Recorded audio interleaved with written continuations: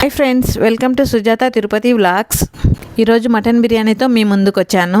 600 గ్రాముల మటన్ తీసుకున్నాను. 2 table spoon కారం, 2 టేబుల్ స్పూన్ ధనియాల పొడి వేసుకొని వాటర్ పోసి పక్కన పెట్టేసుకున్నాను. కుక్కర్ బిర్యానీ ఆకు, సోంపు, షాజీ, మరాఠీ మొగ్గలు, జాంపత్రి, అనాస పువ్వు, యాలకలు, పట్టా, లవంగాలు, బిర్యానీ రేకులు, 3 పచ్చిమిర్చి, 3 ఎర్రగడ్డలు, 1 టమోటా తీసుకొని 3 స్పూన్ల ఆయిల్, 3 స్పూన్ల నెయ్యి వేసుకున్నా. ఫస్ట్ టైం వాడుతున్నాను ఈ కుండని. ఇది 3 రోజులు నీళ్ళల్లో వేసి తర్వాత వాడుతున్నాను. ఎక్కువ వేడి పెడితే పగిలిపోతాయి. ఇది వేడెక్కిన తర్వాత మసాలా దినుసులన్నీ కూడా అందులో వేసేసుకున్నాను. కొద్దిగా మసాలా వేగిన తర్వాత పచ్చిమిర్చి వేసుకోవాలి. పచ్చిమిర్చి కూడా బాగా వేగాలి, లేకపోతే పచ్చి వాసన వస్తుంది. ఇది వేగిన తర్వాత ఆనియన్స్ వేసేసుకోవాలి. ఇంకా ఆనియన్స్ వేసేసుకుంటున్నాను. ఈ విధంగా ఆనియన్స్ అంతా కూడా విడదీసుకున్నామంటే బాగా అన్నీ సమంగా వేగుతాయి. బాగా డీప్ ఫ్రై అయిన తర్వాత 1.5 టేబుల్ స్పూన్ అల్లం పేస్ట్ వేసుకుంటాం. అల్లం పేస్ట్ కొద్దిగా వేగిన తర్వాత ఇంకా టమోటాలు వేసేసుకోవాలి. వేగిపోయింది, ఇంకా టమోటాలు వేస్తున్నాను.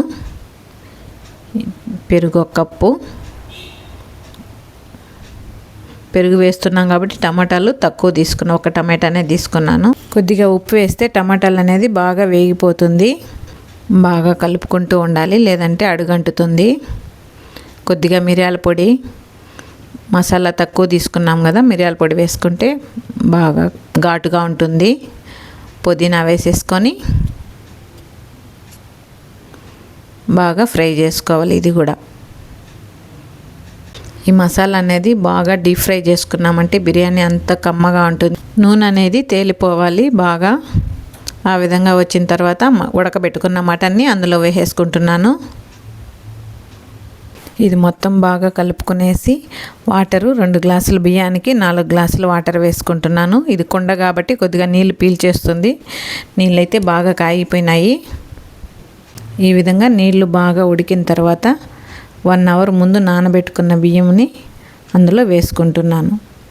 ఆ విధంగా నానితేనే అన్నం బాగా సాఫ్ట్గా ఉంటుంది. బాగా కలిపి కొద్దిగా ఉప్పు అంతా చూసుకొని కలిపి మూత పెట్టేసుకోవాలి. ఒక సగం బియ్యం ఉడికేదాకా ఫుల్ మంటలో పెట్టుకోవాలి.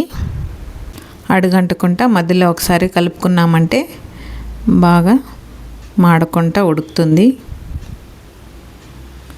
మళ్ళీ ఒకసారి చూసుకునేసి ఈ విధంగా బియ్యంగా ఉన్నప్పుడే అప్పుడప్పుడు కలుపుకున్నామంటే మసాలా అనేది మొత్తం కూడా సమంగా ఉంటుంది. లేదంటే అడుగున అలానే మసాలా ఉండి పైన వైట్ రైస్ లాగా ఉండిపోతుంది. మట్టి కుండ ఆయిల్ అంతా కూడా బాగా పీల్చేస్తుంది. లాగేసింది కాబట్టి 2 స్పూన్లు అనేది 3 స్పూన్లు నెయ్యి వేసుకొని సన్నగా కట్ చేసుకున్న కొత్తిమీర పైన వేసుకొని మూత పెట్టి వెయిట్ పెట్టేసుకోవాలి.